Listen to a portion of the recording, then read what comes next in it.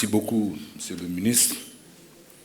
Je voudrais exprimer ma satisfaction d'être aujourd'hui à Rabat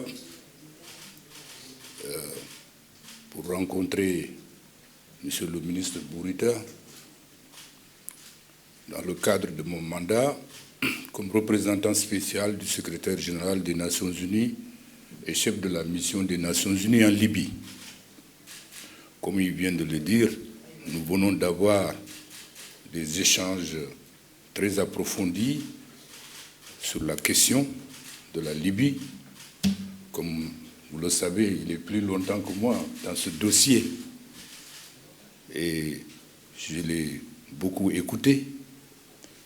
Et il se dégage que nous avons un souci commun qu'il vient d'exprimer ici, c'est-à-dire contribuer à rétablir la paix, la stabilité en Libye.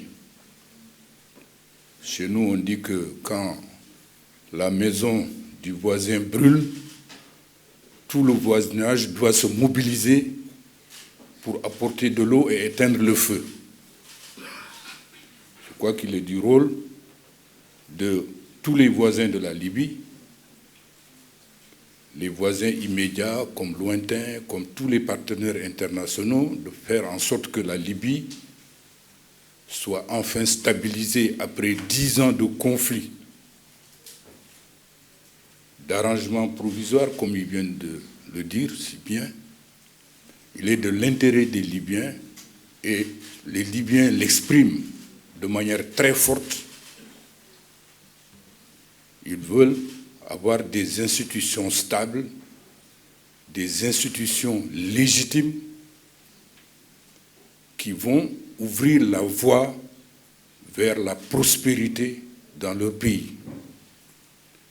Tout le monde sait que la Libye dispose de ressources énormes qui peuvent, dans un avenir très proche, créer les conditions de la prospérité durable de ce pays.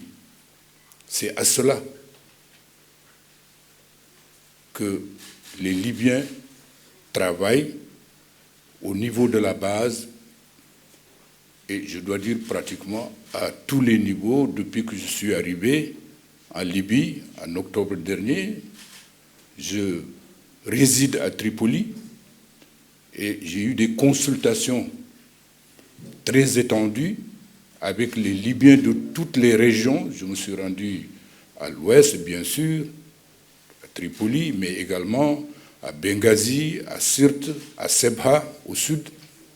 Et en écoutant les Libyens, cette préoccupation forte de faire en sorte que la Libye demeure unie, que la Libye demeure stable, cette préoccupation est exprimée de manière forte.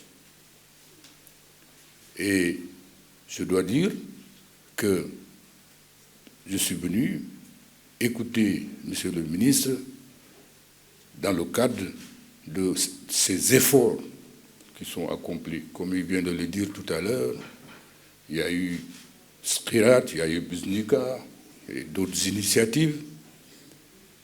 Au niveau des Nations Unies, mes prédécesseurs ont pris un certain nombre d'initiatives. Il s'agit de créer les conditions pour que tous ces efforts faits par les uns et par les autres, coordonnés par les Nations Unies, soient enfin couronnés de succès. Naturellement, la stabilité, la légitimité des institutions ne peuvent venir que des élections, il vient de le dire tout à l'heure. Et nous, aux Nations Unies, nous croyons qu'une solution, pour qu'elle soit durable, ne peut être obtenue que par l'adhésion des Libyens eux-mêmes.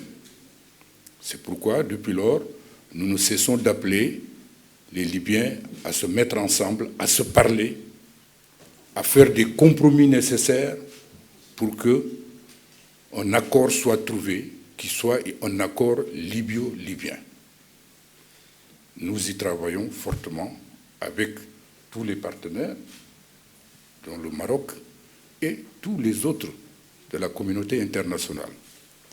Et notre souci, c'est que tous, nous parlions d'une même voix, que nous agissions dans la même direction. Et je suis heureux que le ministre l'a répété tout à l'heure, que nous sommes ensemble dans cette voie. Je voudrais donc vous remercier très sincèrement pour cette disponibilité et nous gardons le contact. Merci beaucoup. قبل المغادرة لا تنسوا الاشتراك في قناة العمق المغربي وتفعيل الجرس ليصلكم كل جديد، ولا تنسوا مشاركة الفيديو والضغط على زر الإعجاب.